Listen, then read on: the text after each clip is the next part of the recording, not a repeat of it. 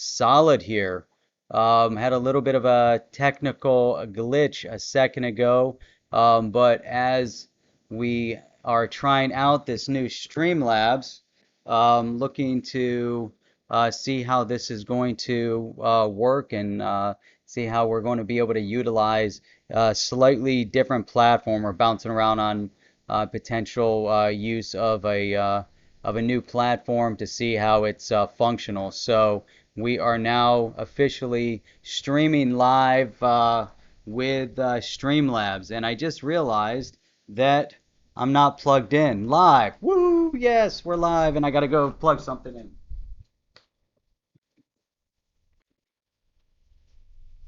All right, there we go. What are the chances that I forgot to plug something in? So let's see how we can kick this off. We got Chip over here. So if we can get this tweeted out, this is awesome. The Streamlabs, I've got over out here on the left-hand side, I've got the chat feature. So I can see everybody that's chatting, which is awesome. I'm going to click this and see what happens. No, I don't want to do that. All right, we'll have to do that afterwards. But you got to log in to see your chat feature over here, but at least I can see the chat in the same window. I've got other elements that are going on. So what's up, Texas XRP? This simplifies everything. This is pretty awesome. We'll have to work on the layouts here and see how this goes. But anyhow, so we're getting ready to get started because we're going to go through some conversation today that is going to be deeply disturbing and deeply engaging all at the same time. So I hope you guys are ready for it because guess what? We're getting ready to start right now.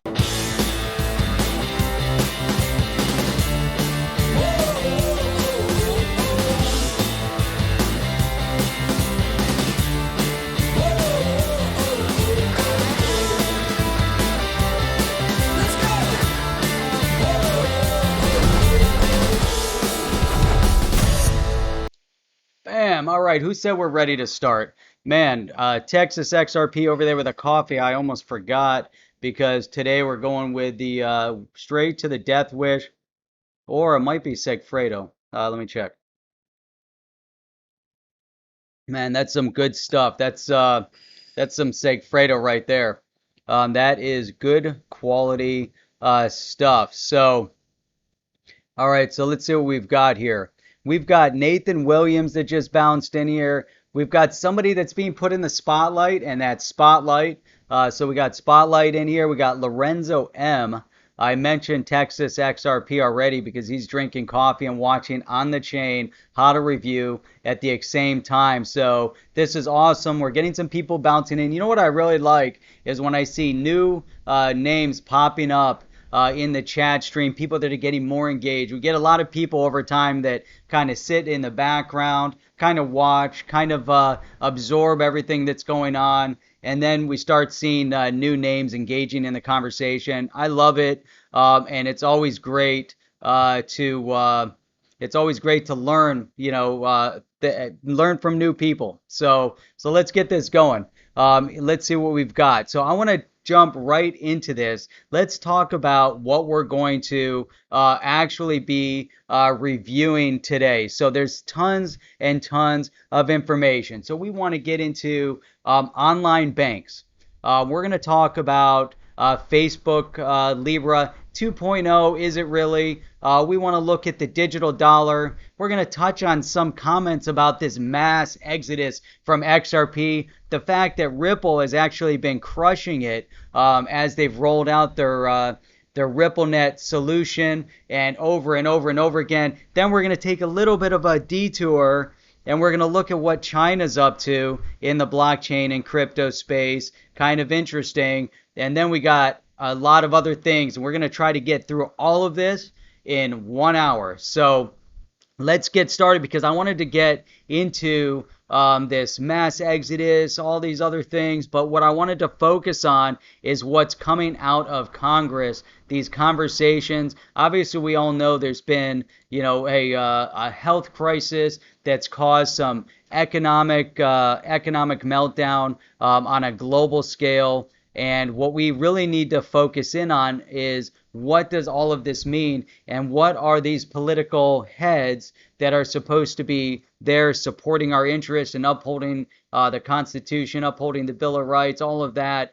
Is there this overreach, both from a political perspective and an economic perspective? I think this is extremely poignant and interesting because I saw there were a couple tweets that went out highlighting a draft resolution bill that again brings back this digital dollar with this desired rollout of a digital dollar in January of 2021. And we're not talking about a digital dollar based on and built on blockchain or digital currency or cryptocurrency. We're talking about a centralized, controlled digital dollar that has nothing to do with what we're talking about. So that's the first thing that I wanted to bounce into and talk about. So let's see if I can find that here.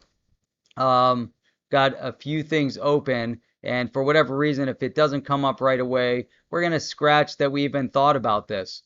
Let's see. Automake, there it is, the automatic boost. Now check this out. Since we're using Streamlabs, we got to try to use Streamlabs to its fullest degree, because if we can use the Streamlabs to its fullest degree, this means that we can also transition ourselves into a different type of scenario. So right now, you guys should actually be seeing my shared screen. Now I've got to actually transition it. So watch this.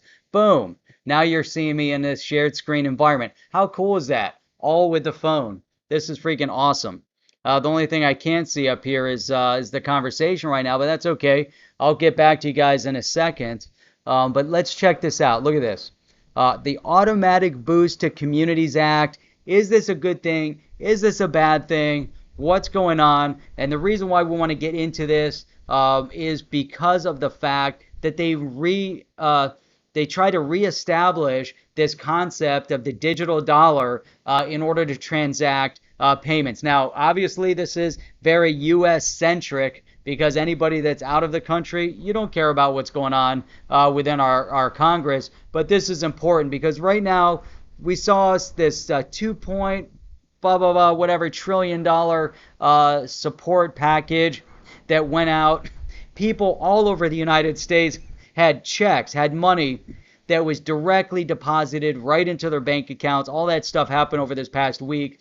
Businesses all over the country were applying for support to try to maintain payroll, try to maintain fixed asset leases, or capital leases, trying to support their real estate leases, mortgages, rent, whatever. A lot of issues considering that they closed down the country. All the non-essential caused a lot of havoc, but so we saw some bailout go out as a mechanism of support.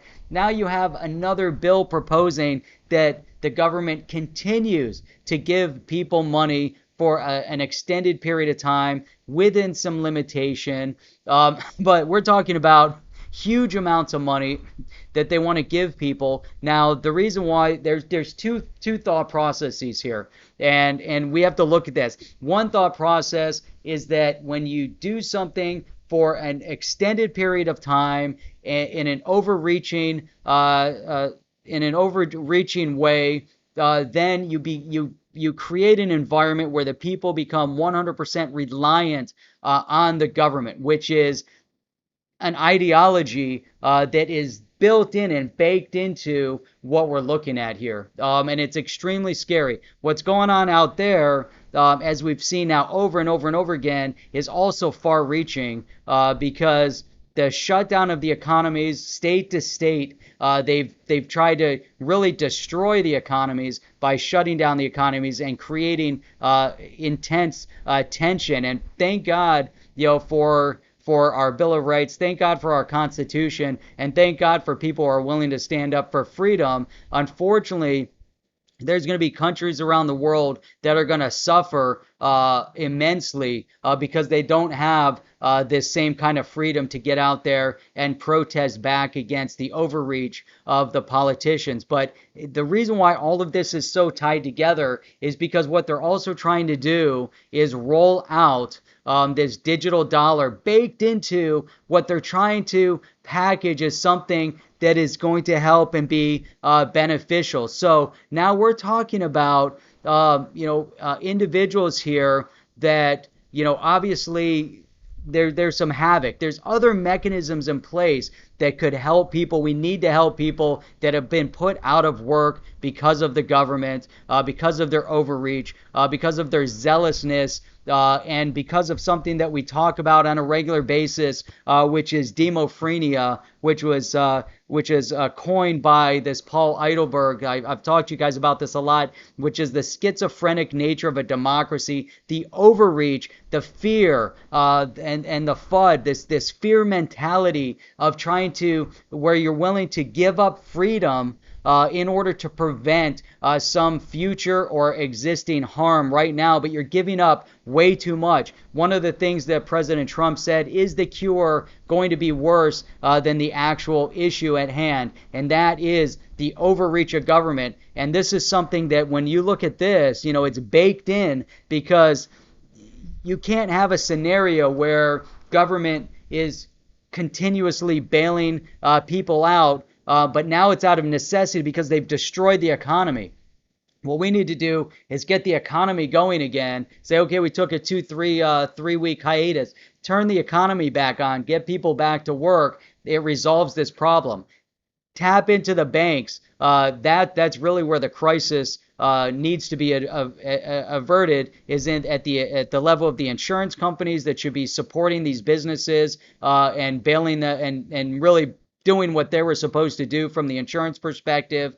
And then the banks, there's ways to put mortgages on hold. There's ways to support the whole community from a mortgage rent. I mean, it goes really in depth. But this overreach and overzealousness of the governments to control the people is extremely, extremely counterproductive. Now let's dig through this, because as you get into this, and they're trying to figure out how can people get money. Well, you know what? Most people got the money. They keep utilizing this thought process that certain people in community, in poorer communities or minority communities, somehow they're trying to convince everybody that they don't have their photo ID, that maybe they're not smart enough to open up a bank account, maybe they're not intelligent enough to go and get a driver's license. So they try to twist this concept, and they try to convince us that by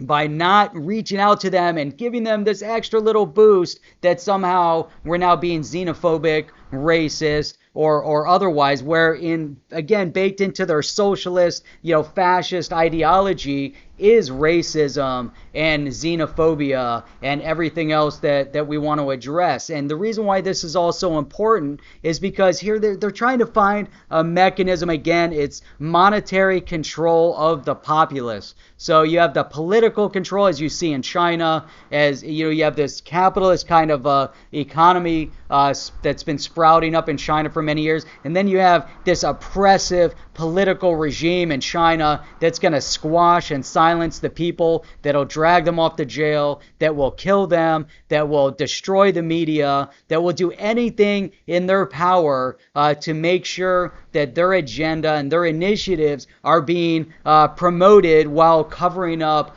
anything that would be negative. As we've seen how they've covered up this leaking of this illness that is now rampaged throughout the entire world, and all of that falls on the shoulders of the government in China due to their direct cover-up of everything that happened there. Now you start to see little bits and elements of this same thought process and policy technique within government being twisted into different language to make it look and feel like it's very innocuous, and whatever. I don't know. You get what I'm saying there, but So here we have, how are they going to get these cards? They want to give debit cards in the mail because in their mind there's people out there again that can't have a bank account. And yes, there are many people that still remain unbanked, that live on this fiat type of they live in a cash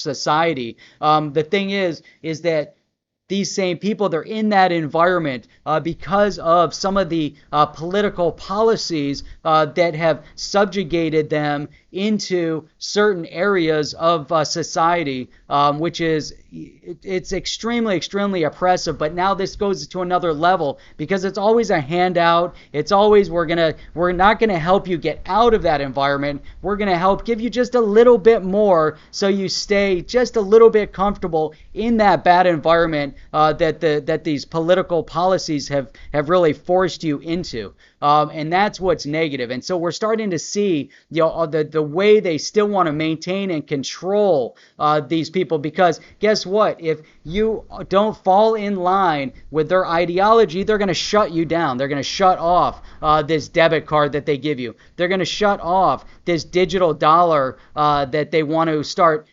filtering this money through, because in this socialist theology, ideology, they want to control not only you from a political perspective and a religious perspective, but they want to control you from an economic perspective. And this is the overreach of this mentality, this ideology that is now pervasive in certain segments of our government and certain segments of society.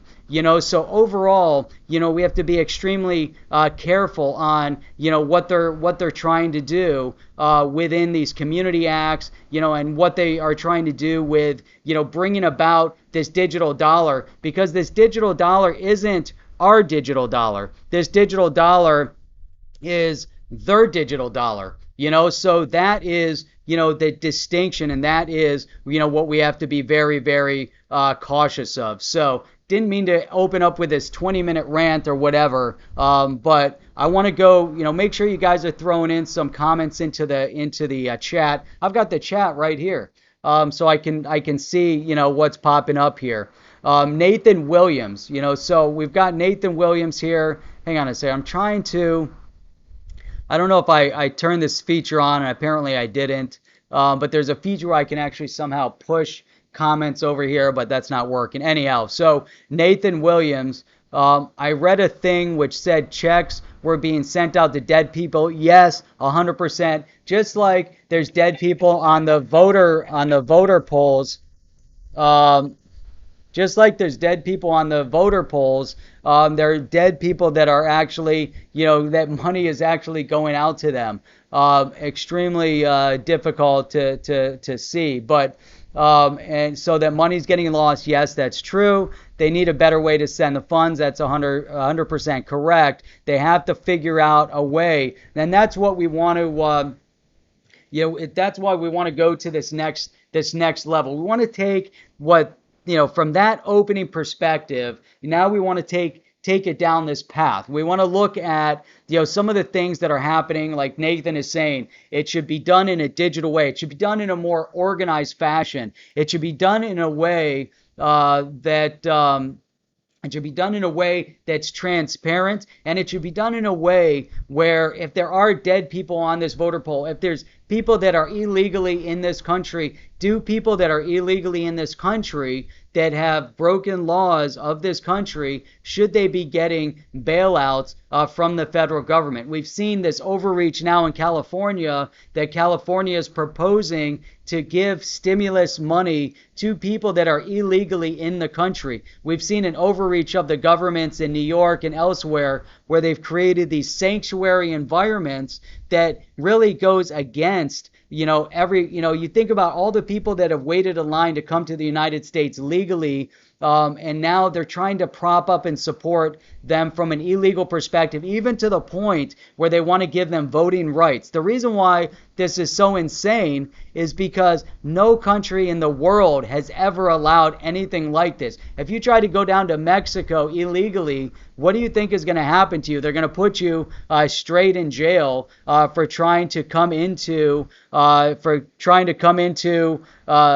the into Mexico illegally, or if you overstay, you're welcome. They're definitely not going to appreciate exactly that fact, and that's every country in the world has certain laws against people being there legally or illegally. That's why you have a passport. That's why you have visas to go to those countries. If you travel from the United States to India, you need to get a visa. If you travel from the United States to Brazil, you need to get a visa. Whenever you travel and you enter in, you go through immigration, customs, etc. When you enter into another country, they put a stamp in your passport. That stamp is your visa to stay for a certain period of time. That's your entrance. Now, the fact that there's foreign workers around the world is a completely different conversation. And this is an interesting conversation because this is the intersect of where blockchain and cryptocurrency and everything else becomes so critical. So we're starting to see different elements of where this blockchain transparency of movement of money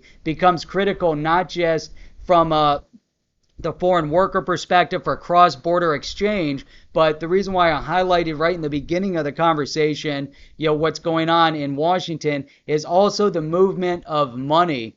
We want to move money from in whether it's in a form of assistance from this CARE Act to try to help people after the government shut down the economy. Is there an easier, more transparent way? How about for voting?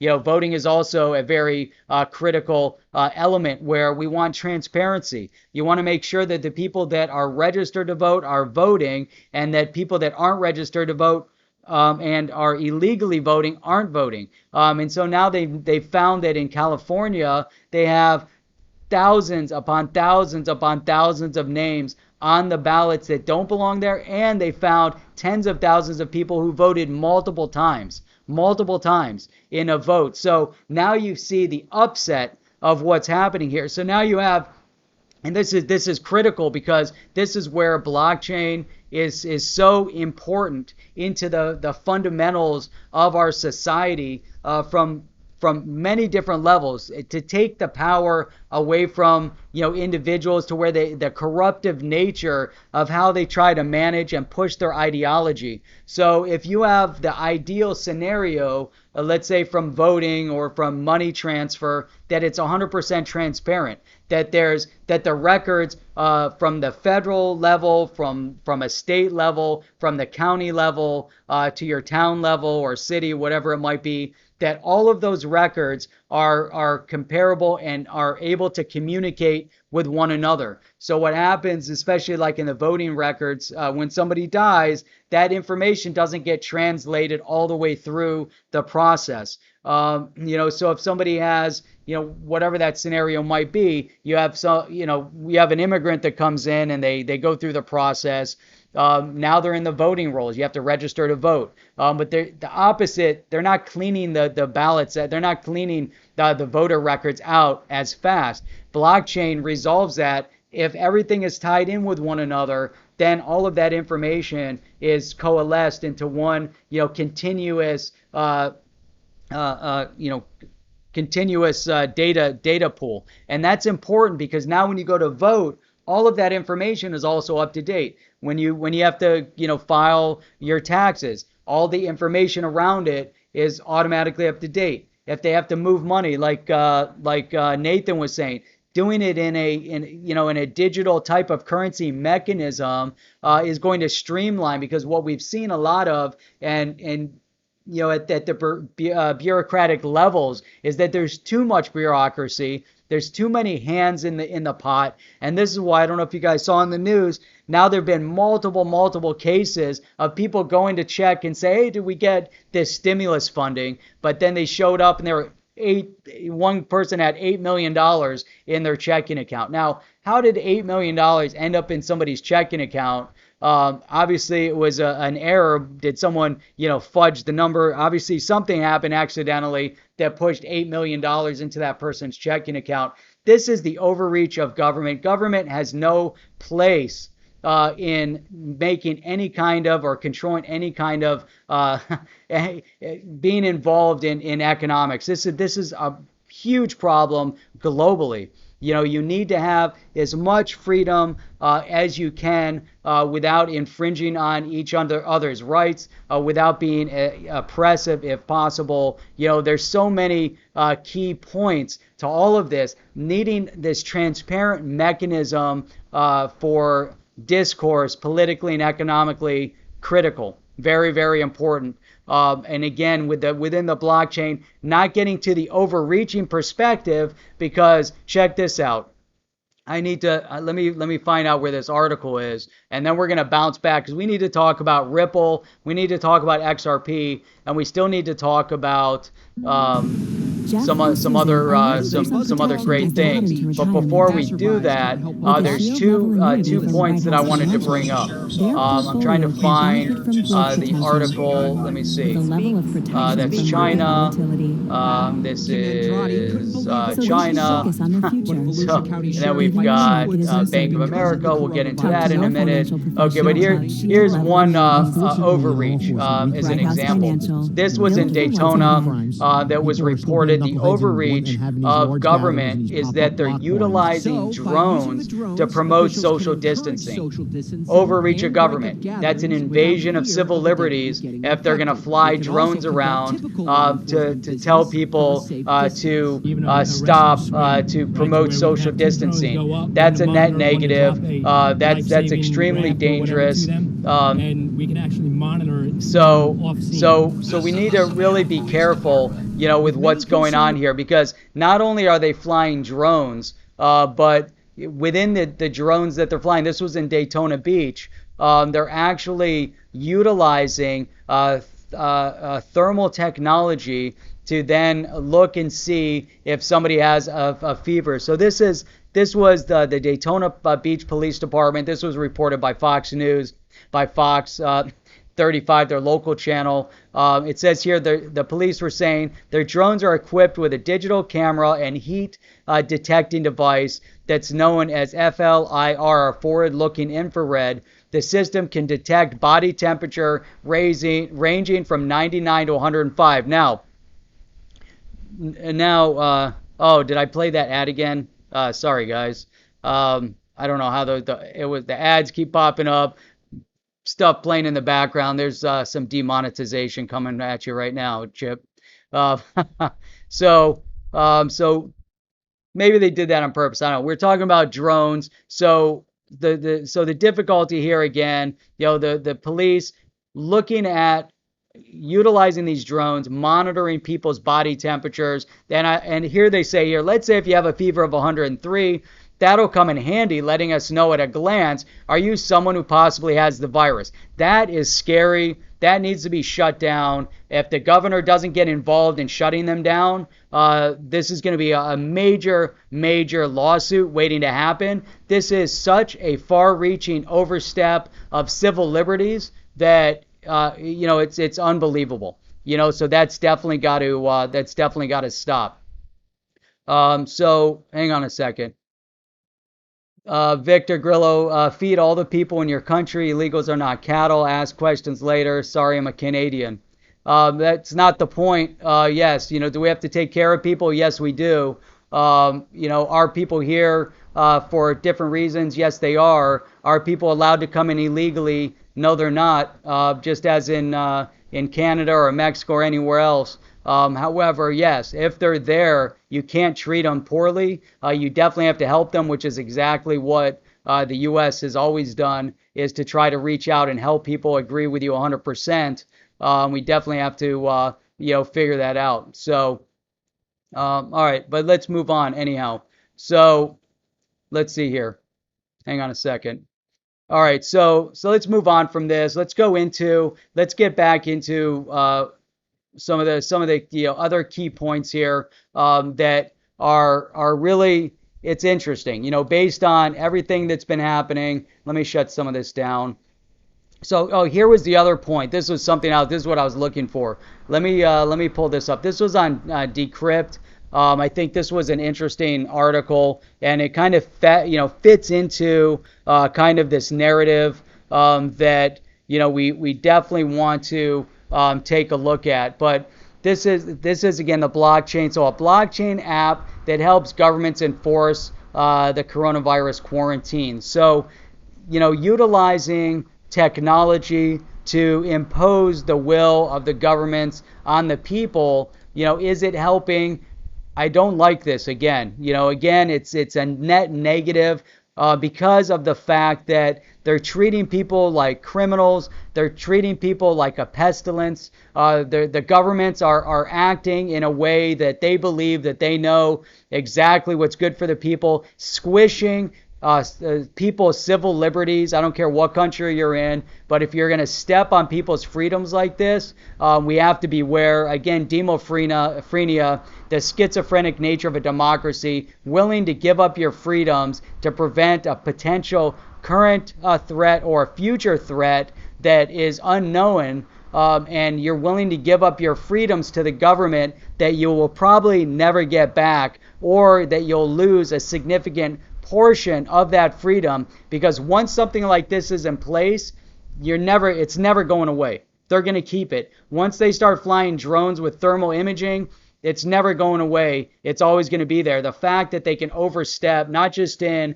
the United States, but in Spain and everywhere else, forcing people into their homes. What's the end game there? Because if you want to force your populace into your home, if they come out, if an individual has a fever of 103, maybe they have the flu, maybe they have to go to work, maybe whatever the scenario is, but now the government's going to tell them and shut them down and put them in prison, put them in jail for that breach. That is going to the extremes that we see over in China, the exact same extremes that we see over in China. So, I think that, that is, just a really, really important point that we have to look at, what they're willing to do, because we don't want that. We can't have this type of stuff. Look, the growing pandemic has only boosted this argument. Is a touted idea of digital ID. What do you think? What do you think the thought process is of global organizations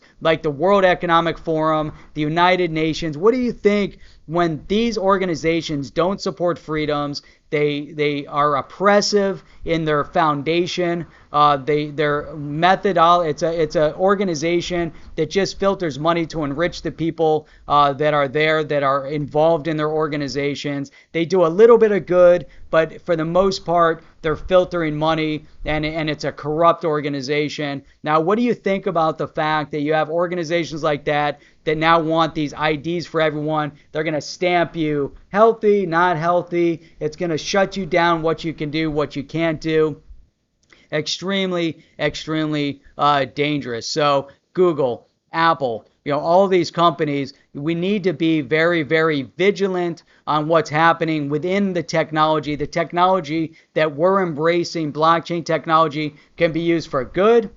It can be used for evil. And this is, now multiple times, we're starting to see, where is the good, where is the evil of where this technology can be utilized. But I think it's interesting, as we segue, we can go over to what's going on over in China, where now they're looking at the central bank digital currency. It's moving forward at such a rapid pace. It's unbelievable. So that is, to me, it's interesting because China is now, they're the first ones out of this, of the crisis. They're the first ones now that are taking advantage from an economic perspective. And trust me, I'm involved in it daily now. And I'm seeing what's happening over there, what's being shipped over here. The N95 masks, I just found out at midnight last night through conversations that have been going on all day long. I just found out that many of the masks that are being sold in the United States as the N95 masks are actually counterfeit, and they have, and we've already seen a lot of counterfeit masks that have been coming into the United States, but now it's taken it to another level because these counterfeit masks pose a danger to the people that are using them. They have to fall within certain guidelines and certain certifications. And these certifications that are being sent, many of them are fraudulent and they look like the real thing. And I've seen it now over and over and over again. I can't tell you how many people now that we've been dealing with that have jumped into this medical space for the first time ever. Another incident where blockchain technology could be critical, because if you're registering as a company, you register where you can be easily, I don't want to say monitored, but but you can easily match up. Is the registration authentic? Is your FDA approval authentic? Is this company that you're dealing with an authentic company or a fraudulent company? You have to have it in somewhat of a decentralized mechanism with some sort of centralized oversight, obviously, but in the decentralized mechanism, allowing small companies, medium-sized companies, and large companies to be part of this database without excluding anybody is the decentralized nature. Really, really important that we are able to pull something like that off. But again, we can see that through supply chain. We can see that in so many different environments and contexts. Now, we've talked about politics, economics. Now we're looking at the supply chain aspect of it. Obviously, the banking aspect of it, we know, and we're going to dig into that in a second. But all of these elements are so important that can be easily balanced within a blockchain type of environment. Now, over in China, as we go back to what was going on in China, we're starting to see this ramp up, this movement over to the central bank digital currency. Now the race is on, because the economies around the world are limping, they're struggling. China is just pushing ahead. They're also struggling, don't get me wrong, over everything that happened, and they're going to struggle even more because the world governments are going to fall on China from covering up this health crisis and pandemic that was unleashed now with more and more evidence that, and if you guys look back and you watch a video that DNI did a while ago on this issue, it was the first deep dive episode. We actually got into some possibilities of what happened, and one of them was one of the people working there accidentally gets it, and he leaves and meets his girlfriend for lunch in the village, which is exactly what they're talking about happened. So don't want to, it's pretty interesting. Maybe they were watching our deep dive episode and trying to figure it out. I don't know. But here you have amazing things that are getting ready to happen in China. Now, from a blockchain perspective, now the rest of the world is now put on notice, because we don't want an entity like this to control and dictate the movements of the rest of the world that come into blockchain. So China's set to launch their national blockchain platform. China's set to launch their central bank digital currency in just maybe 2 weeks. The rest of the world is still licking their wounds and trying to figure things out. However, there's big consortiums and movement, not just on the China side, but in other parts of the world as well, as we've seen. And this is where now we've got to get into looking at, let's say, Libra. What's going on with Libra? Because this is really an important component. Now, before we get into Libra, let's talk a little bit about XRP, because I think this is important, and it's going to put things into perspective when we look at this. We can look at XRP, we can look at Ripple, and really try to identify how these things kind of mesh together. So let me take a look at the chat. Let's see if there's any good comments and discussion going on here, because I thought I saw a few little things. Let's see. Rochelle, that's interesting. Yeah, and it's not so easy to get into Canada or out of Canada sometimes. So let's see. Canada will ban you from your country if you marry someone from another country without filling out their. Okay, that goes back into all of that. Good comments there, but so here's where we want to take a look at what has Ripple been up to that's important. What are some of the people out there saying about XRP important? What does that have to do with Libra? we're going to take a look at that here right now. So let's transition back over to that. Let's share our screen again. Man, I'm loving this transition thing over here. It's awesome. But this was interesting. The Daily Hodl, Ripple poised to sell XRP for 21 more years. Here's how much they've sold so far. It's interesting. Yes, they've sold it off. Yes, we know they have stuff in escrow. Yes, we know they move a tremendous amount of XRP digital asset.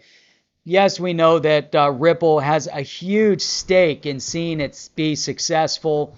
They have a lot of their finances in the XRP, or a lot of their XRP is sitting in escrow that can be utilized to promote the technology that they're working on, the ODL technology, the RippleNet technology, and everything else. But what's impressive with all of that is that let me shut some of these things down. What's impressive with all of that is what Ripple has actually been accomplishing in a short period of time. I know now I'm just skipping through. I'm trying to find, where is it? Now it's gone. It's not even, where's my article here? I don't know what happened to this article. It's gone. Just like that, it disappeared. But that's okay. I had an article that was showing that maybe this is it. Oh, here it is. Yeah, this is it. So this is what's amazing. So, and this is why all this stuff factors in. This is why it's important.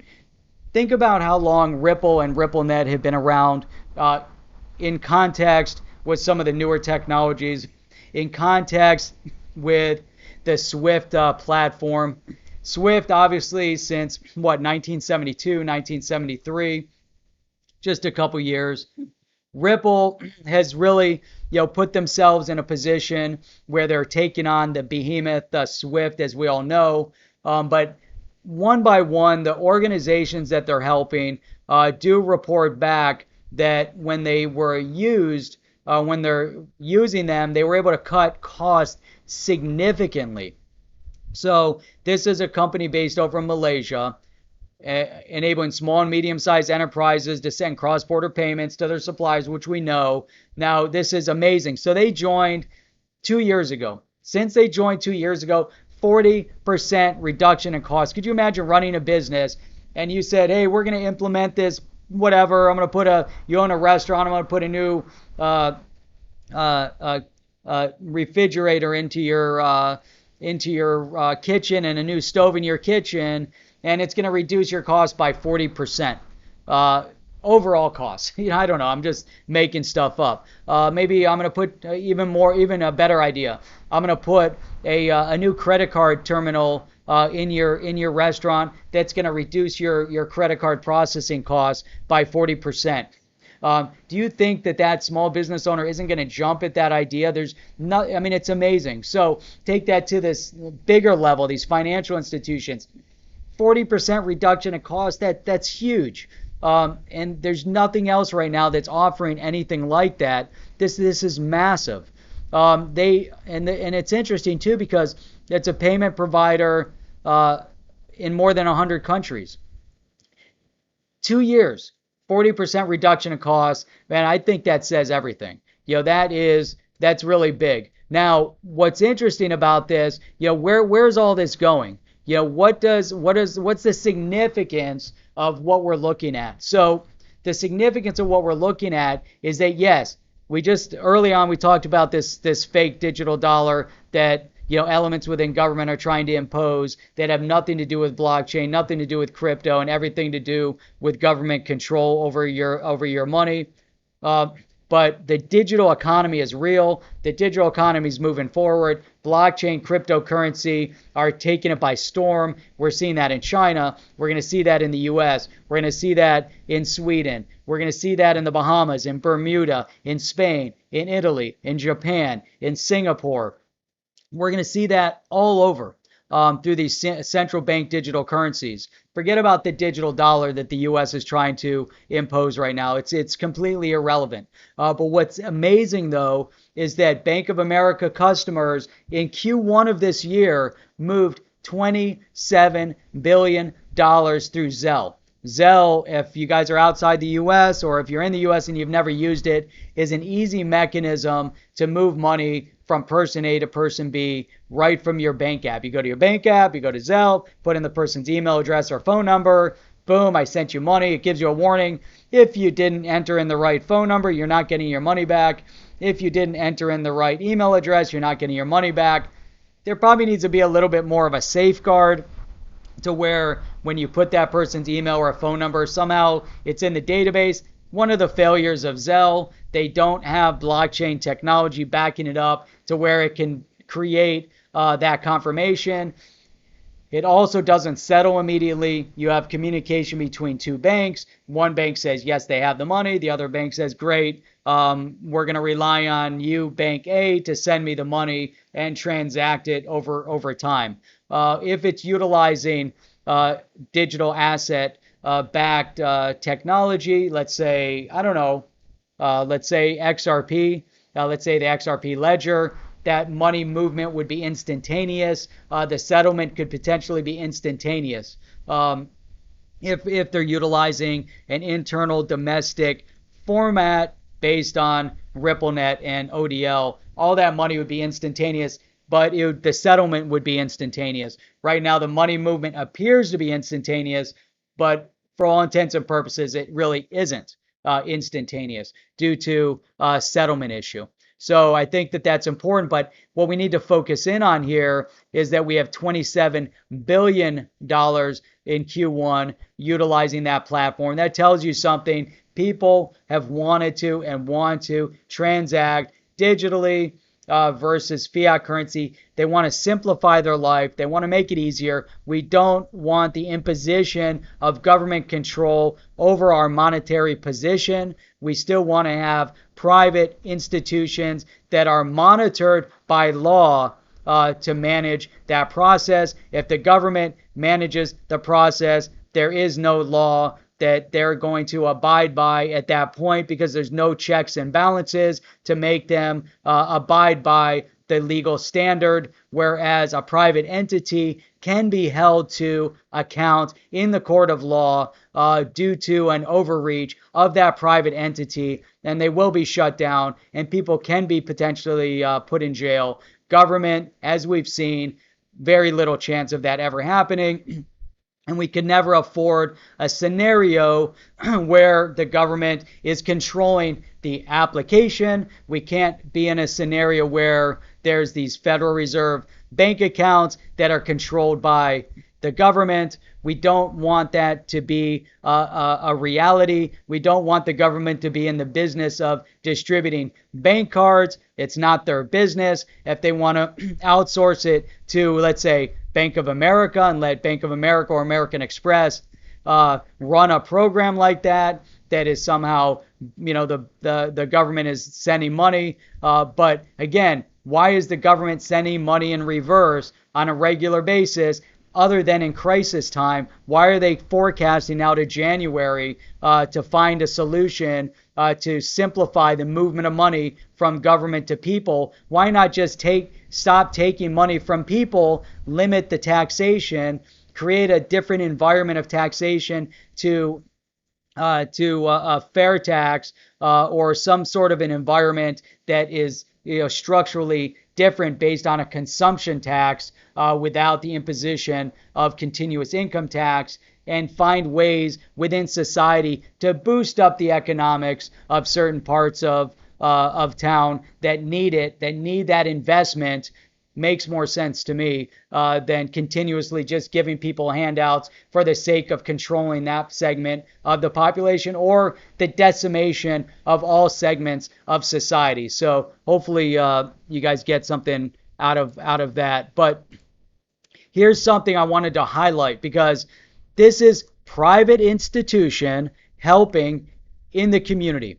Private institution helping in the community. XRP Crypto Wolf, I'm glad he posted this. He posted this 2 days ago, but I saw it yesterday, where we have Chris Larson and Ripple donating $5 million, $1 million to 5 food banks and meal providers to support families and individuals in the Bay Area. Huge. Look how they stepped up. $5 million. That's huge. Private institution, not government. There's a lot of private corporations out there that we should have the exact same expectation that they're doing the same thing, that they're stepping up, that they're helping out in the community, that they're doing their part to give back to the community that's given to them. Forget about government. Take government out of the equation. Government is distributing and redistributing our money. They do it ineffectually, they do it inaccurately, and they have no business in doing that because they will never do it based on the way it should be done. Allow the private entities to go in there and support. And what's amazing to this that I take out of it, the food banks, farms around the country had started to till their produce back into the soil. Meat processing plants we're talking about shutting down. Farms that were raising cattle and chicken and otherwise were talking about mass slaughter of the animals and just getting rid of them, burning them because they can't afford to continue the processing because they don't have restaurants and schools and everyone else to give the money to give the food to. But yet, supposedly, we have all these food banks out there that need the help. That is a nice initiative to say, hey, farms, government, why don't we try to help these farms out? If you want to give back to the people, let's find a mechanism temporarily to help the people. Forget about all these continuous handouts. Find a way to support the people that are working, support the people that are in need, find a better way of doing it. But you know what? When you give lawyers who are in government your control of your finances, you're not going to get your finances working the right way. Two things: don't trust a lawyer or a politician to control your money and give you monetary advice, and don't trust a lawyer or a politician to give you health advice. You're never going to get the right advice. I don't know why you'd go to them other than if you want legal advice. Monitor them because most of them aren't. They're going to give you multiple opinion on their interpretation of the law at that time. Be very careful whenever you work with an attorney, not offending or insulting any attorneys out there, but be very careful and make sure that you interview them properly when you go to them for legal advice, and make sure you're utilizing somebody that has the right agenda. But these are the people that are going into government. These are the politicians. I don't know. Those are my 2 cents on that idea. So let me see here. All right, let's transition back here. Let me just look at some of the comments here, and then we'll go on. We're gonna wrap this up with Facebook. Facebook will be kind of cool. Let me see here. I saw Ferdy bounce in. Lots of money donated. ServiceNow doing the same, $5 million, and the promise of no layoffs worldwide this year instead of laying off, hiring every single week. Man, Ferdy, that's freaking awesome. I love seeing these companies that are getting back and saying, look, how can we give back? You know what? U.S. Congress, you guys have done zero, absolutely nothing to help. What has the U.S. Congress done to help? What have the politicians done to help? A net zero, nothing, nada, not. It's unreal. If the Congress really wanted to put themselves into a position of where other people in the community are, you know what? Forego your salaries for the next 6 months. I want to call on anybody in Congress, anybody in state government, that's Congress, both the House and the Senate. Forego your salaries, take zero salary for the next 6 months. If you want to show how you are going to be working one-on-one with the people in the United States, forego your salaries for 6 months. The fact that you won't do it tells me one important point: that you don't give a damn about what's happening to the people in the United States. The only thing you care about is your own well-being. You only care about your re-election that's coming up in November. You only care about the lobbyists that are paying your salaries, because it's the lobbyists that you're beholden to. If you truly cared about the American people, you would stand out here side by side with the American people. You wouldn't hide in the halls of Congress. You wouldn't hide in the halls in D.C., in your elitist environments, talking down to to the people when you should be helping side by side with the people. Forego your salaries, give up that income, and then let's talk about how you're going to assist and pass the next legislation. Cut off their salaries, do it the way it was meant to do. Congress was meant to be a part-time job, not a full-time job, on a part-time compensatory salary, not a full-time salary for a full career, to be there for your entire existence. Do the right thing, which they'll never do. You can call it out. These people in Congress could give a crap about what's really happening down the streets. You go to Congress to become a multimillionaire. There's something completely disingenuous about the fact that you can go there and earn $175,000. Case in point is AOC, who's gone over there. Case in point is Omar, who's now paying her boyfriend, now husband, $1 million per year for whatever. The concepts are unbelievable. Case in point is that senator from Georgia. I don't care if you're a Democrat or Republican. If you're taking advantage of the system, skirting the lines between right and wrong, you need to be held accountable. The people need to stand up. The people in Michigan stood up and took their protest. 10,000 people in their cars marched on Lansing, which is the capital of Michigan. They marched on Lansing. We saw the militia. We saw the open carry people right there on the steps of the Capitol saying, what you're doing, Governor of Michigan, which there's a real claim that she's not a true governor, that she's a fraudulent governor at this point, because her concept, her ideology is to control the people. She needs to be recalled immediately, as there are other governors all over the United States that need to be recalled, not just in the Senate, not just in the Congress, but at the state level, at the county level, across the country in the United States. There's politicians that need to be recalled and step down, and they need to be replaced. President Trump is actually talking about taking what is built into the Constitution and putting Congress on recess and basically sending everybody home in order to, push the appointment of other individuals within his administration that the houses of Congress, that both houses of Congress, the House and the Senate, have been blocking for too long. So that's my rant. I got to go back to, let me see here. XRP hodler, I trust my local state government reps way more than U.S. and Congress. State reps in Minnesota don't get paid. Man, I'm glad you brought that up. You know how much a state rep gets paid? And did this talk about a full-time job on a less than part-time salary? They get paid, I would say, on average of about $29,000 a year. $29,000. You know what they need to do? They work full-time, and they still need to support their other job. So full-time, they need to pay travel. They have to go to the Capitol. So if they live in another part of the state, let's say like in Florida, for instance, the state capitol in Tallahassee, how are you going to get there?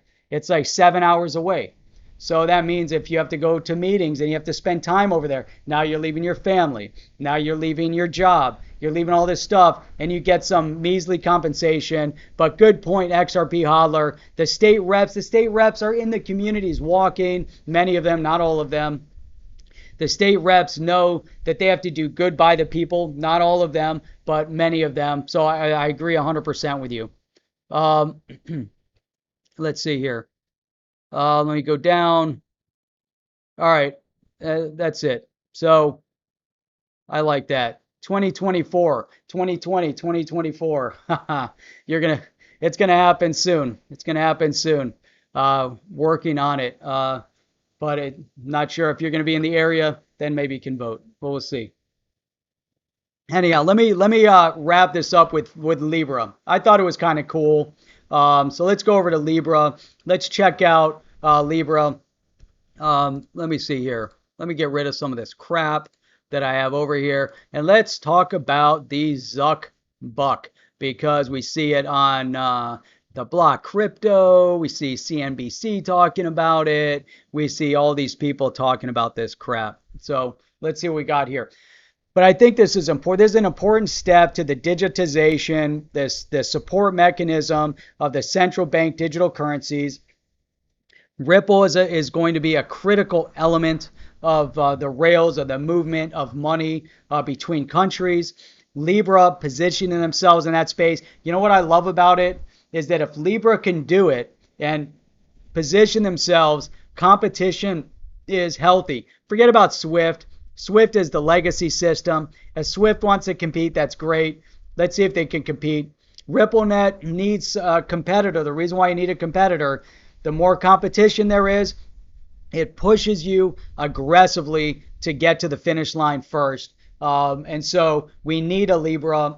We need a RippleNet. Whether Libra is a good or bad model is irrelevant. The point is competition. And it's interesting. There's a book. I downloaded it. Haven't read it yet. They interviewed CEOs from all the major companies. I think Bill Gates, Jeff Bezos, Zuckerberg, a whole bunch of them. And the one concept that they pulled out of it, which I thought was really interesting, that there's 3 stages to every company. There's startup mode, stage number 1. There's stay in business, keep what you made, stage number 2. And there's stage number 3, which is death, which is the death of the company. When you get into stage 2, you rapidly move into stage 3 at some point.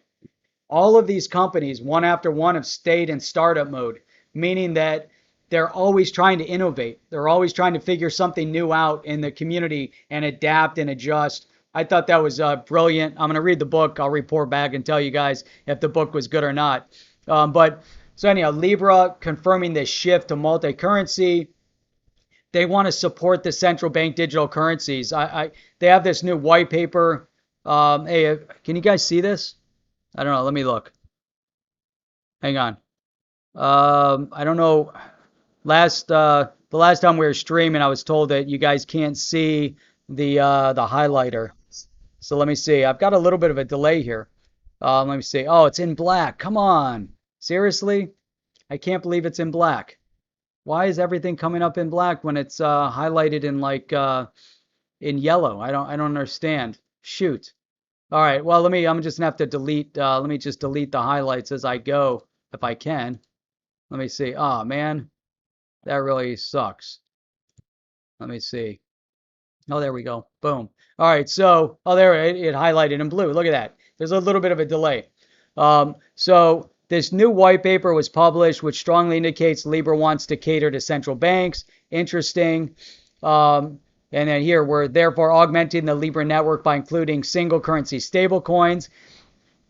I thought there was just an announcement that stablecoins were going to be illegal. I don't know. I'm sure Facebook is ahead of the curve on that. So I was kind of a little suspect anyways about that report on stablecoins. But they want to have a Libra US dollar, a Libra euro, et cetera, kind of interesting. And then here we have, I thought this was interesting from their paper. Moreover, our hope is that a central bank develops central bank digital currencies, that they could be directly integrated into the Libra network. Libra will also support a comprehensive network level system around money laundering, so AML, combating finance terrorism, CFT, all the things that were brought up in Congress. So they've kind of changed their concept a little bit. They've really highlighted how they're going to be more supportive in the environment. What's up, XRP? Let's see. The Libra Association has begun the process of obtaining a payment system license from the Swiss Financial Market Supervisory Authority. I think that's critical. That's key. But here's CNBC talking about it, and they're getting into the same type of stuff. But it said that it's we just talked about that it will serve the equivalent value of a US dollar or a euro. The change could also ease some concerns of U.S. lawmakers who feared that the new currency would compete with the U.S. dollar.